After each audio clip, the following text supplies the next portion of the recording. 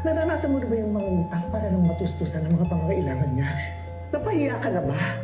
Dahil may naniningil sa'yo tas hindi mo babayaran yung inutang mo na pang field trip niya! Ikaw na talaga nagsakripisyo! Talaga! Ako ang nagsakripisyo!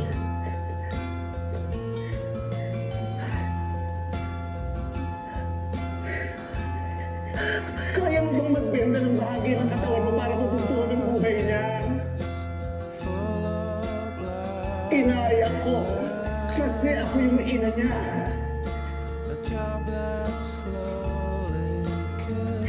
Pero nanay niya rin ako.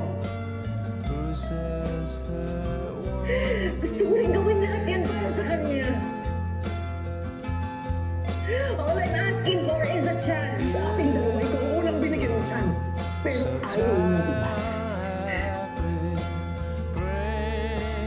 Nung pinuto ng mga puso mo, pinuto mo rin ang pagiging nanay mo kasi ayaw mo. At hindi mo sandali nang tumutog ang puso namin dalawa.